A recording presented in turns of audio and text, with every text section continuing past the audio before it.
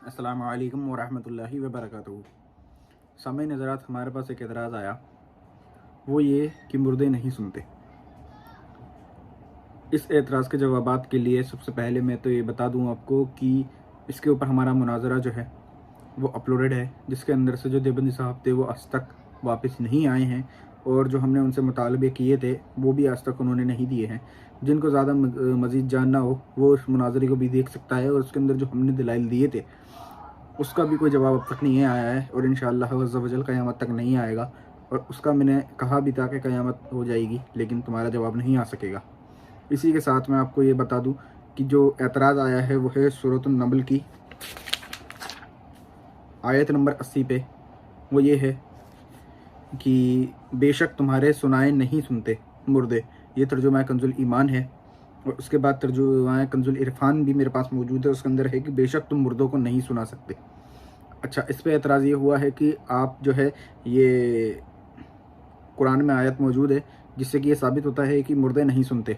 तो जो सुन्नी जो कहते हैं कि मुर्दे सुनते हैं तो वो कुरान के ख़िलाफ़ है, माज़ल्लाह रब्बिल आलमीन। पर मैं ये जवाब दे दूं आपको कि ये जिसने भी आयत दी है उसने खयानत से काम लिया है, और जो उसने आयत दी है उसने सिर्फ आयत का जो ज़ाहिरी मायना था वो ले लिया, और उसका मायना जो है, उसका जो माख़ज़ है वो उलमाए अहले सुन्नत से नहीं पूछा, ना कि उन्होंने असलाफ़ से पूछा, ना अहादीस मुबारका से पूछा। सिर्फ उन्होंने आंखें फेर लीं और इसका जो ज़ाहिरी माना था उसे लेके गुमराह हो गए।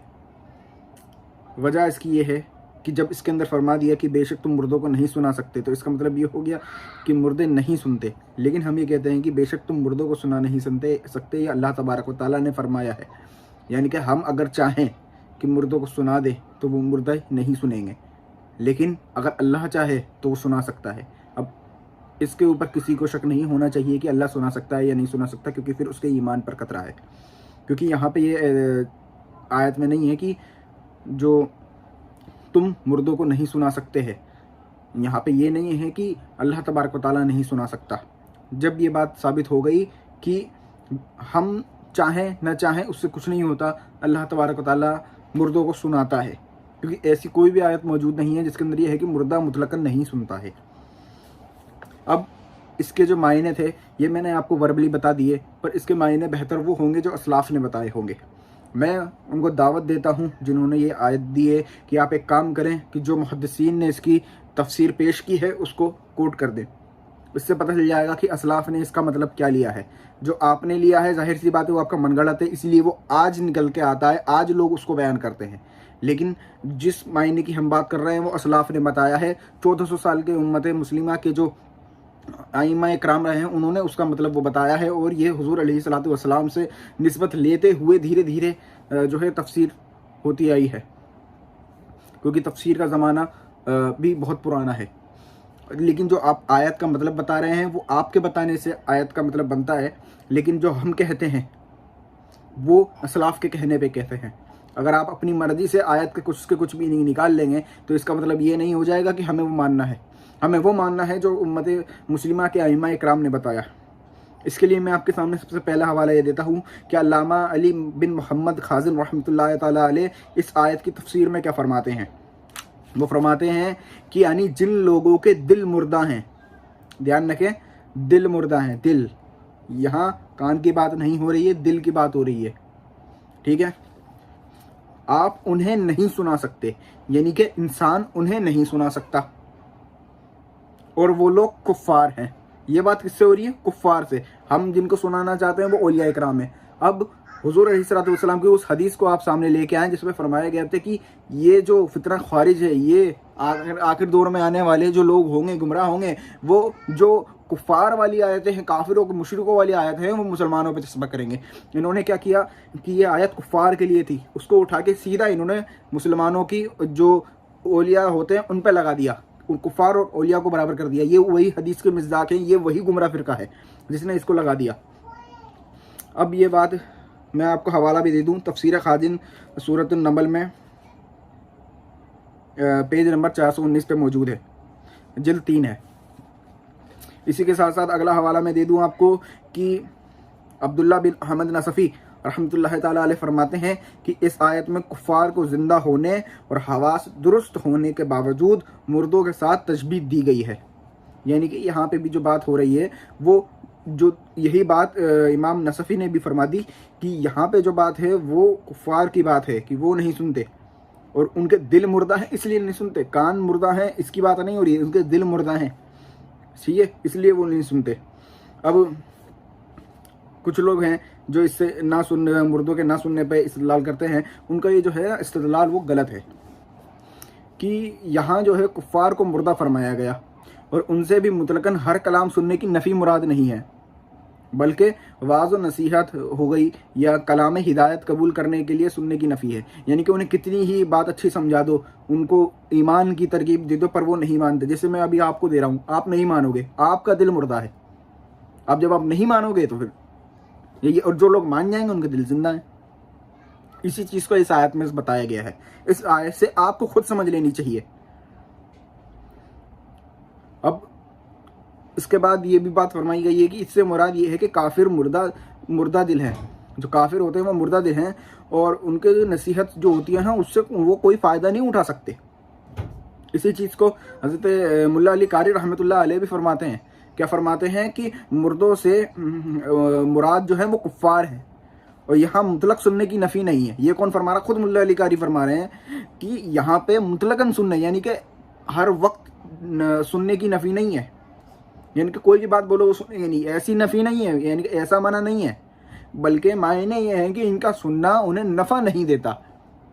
یعنی کہ ان کو کتنی ہی ترغیب دے دو انہیں اس سے نفع حاصل نہیں کرنا، انہیں وہ ہدایت ماننی ہی نہیں.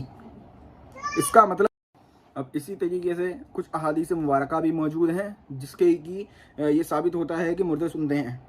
حضرت انس بن مالک رضی اللہ تعالیٰ عنہ سے روایت ہے کہ حضور علیہ الصلوۃ والسلام نے ارشاد فرمایا، جب بندے کو اس کی قبر میں رکھ دیا جاتا ہے اور لوگ دفن کر کے پلٹتے ہیں تو بے شک وہ یقیناً تمہارے جوتوں کی آواز سنتا ہے. یہاں یہ مطلقاً فرمایا ہے. اس کا حوالہ ہے بخاری شریف کتاب الجنائز حدیث نمبر 1338. بخاری شریف کی صحیح سند کی حدیث ہے.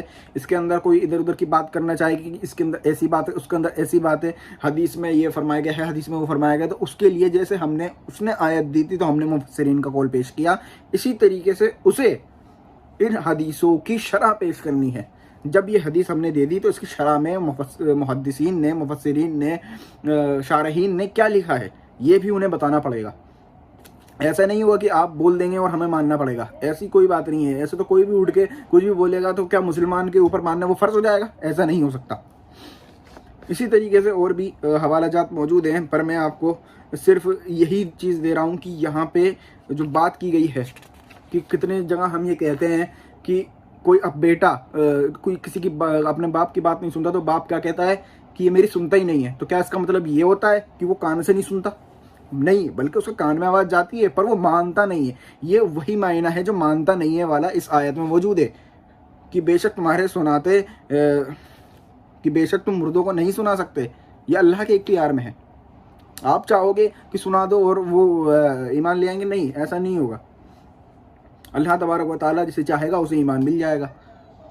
تو یہ سمجھانے کے لیے فرمایا گیا ہے، نہ کہ یہ کہ ان کو سنائی نہیں دیتا.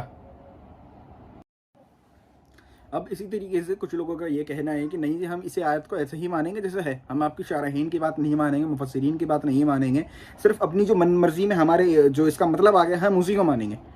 تو ٹھیک ہے، ہم ان کے سامنے کچھ اور آیتیں بھی پیش کر دیتے ہیں، کچھ اور احادیث شریف پیش کر دیتے ہیں، دیکھتے ہیں وہ مانتے ہیں کہ نہیں مانتے. یہ حضور نے فرمایا ہے، ابن ماجہ شریف میں حدیث ہے، یہ حدیث نمبر ہے 3501. اس میں حضور علیہ الصلوۃ والسلام نے فرمایا کہ بہترین دوا قرآن کریم ہے. اب آپ مجھے بتائیے کہ اس کا مطلب جو ہے وہ یہ ہے کہ بہترین دوا قرآن کریم ہے، تو دوا کی جگہ قرآن کریم کی پوٹلیاں بناؤ اور بنا کے کھا لو 3 ٹائم، صبح دوپہر شام، تو آپ ٹھیک ہو جاؤ گے.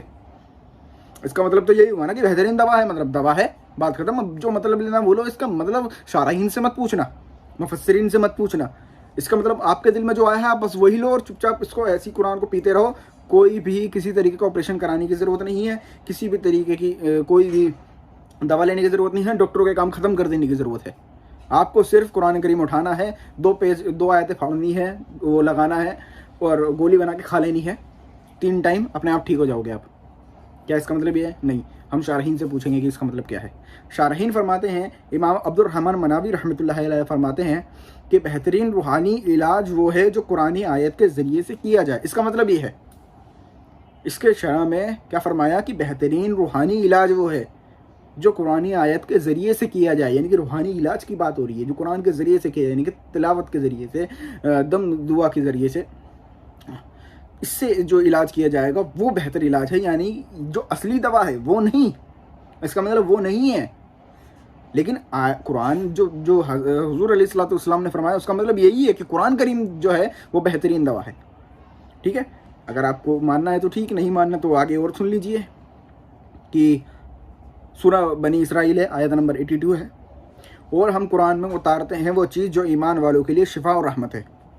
اب اس کا مطلب کیا ہے کہ قرآن کریم جو ہے وہ شفا ہے، جیسے میں نے آپ کو بتایا، آپ ایک کام کریے، وہ پیتے رہیے، شفا ہو جائے گی، کوئی آپریشن، کوئی دوا، کوئی بخار، کوئی کورونا، کچھ نہیں ہے، سوائے وہ آپ کھاتے رہیے، آپ صحیح ہو جاؤ گے۔ اسی چیز کو لے جا کے آپ ہاسپٹلس میں رکھ دیجیے، پھاڑتے جاؤ، کھاتے جاؤ، پھاڑتے جاؤ، کھاتے جاؤ، ٹھیک ہو جاؤ گے۔ لیکن نہیں، اس کا مطلب جو ہے پھر وہی مفسرین شارحین بتائیں گے اس کا مطلب۔ آپ کے کہنے سے کوئی مطلب نہیں ہوتا، کیونکہ آپ کے دل میں تو شیطان بیٹھا ہے، 50 باتیں کر سکتا ہے، آپ اپنی مرضی سے کر سکتا ہے، آپ کے پاس وہ علم نہیں ہے، آپ کو تو کوئی 5 آیتیں بتائے گا، آپ ادھر کی سب چھوڑ کے ادھر چل دو گے۔ آپ کی تو حالات یہ ہیں نا۔ اسی طریقے سے اگلی آیت بھی سن لیجیے، پارہ 11 ہے، سورہ یونس، آیت نمبر 57 ہے کہ اور دلوں کی صحت، دلوں کی صحت کس میں ہے؟ قرآن کریم میں۔ اب جب قرآن کریم میں دلوں کی صحت ہے تو آپ سمجھ ہی گئے ہوں گے کہ دل کا دورہ جسے پڑے، چپ چاپ قرآن کریم اس کو منہ میں ڈالتے رہو پھاڑ پھاڑ کے، معاذ اللہ رب العالمین، صحیح ہو جائے گا وہ۔ آپ کو یہ سوچنے کی ضرورت ہے کہ تینوں جگہ سے اس کا مطلب یہ نہیں بنتا۔ اگر آپ اس کا مطلب یہ دیکھیں کہ آپ کے دل میں جو ہے وہ غلط ہے، پھر آپ یہ دیکھیں گے مفسرین نے جو فرمایا ہے وہی صحیح ہے۔ اگر آپ اس کو مانتے ہیں تو ٹھیک ہے، اس کے اندر تو پھر ظاہر سی بات ہے، اس کے اندر یہ لکھا ہی نہیں ہے کہ جو مردے جو مسلمان ہیں، جو اولیاء اکرام ہیں، وہ سنتے نہیں ہیں، ایسا کچھ نہیں ہے اس کے اندر۔ اس کا مطلب میں نے بتا دیا مفسرین سے۔ اگر پھر اس کو بھی نہیں ماننا ہے تو پھر آپ کو پھر تیسری طرف آنا پڑے گا کہ ان آیتوں کو پھر اسی طریقے سے ماننا پڑے گا جیسے اس آیت کو مانا۔ السلام علیکم ورحمۃ اللہ وبرکاتہ۔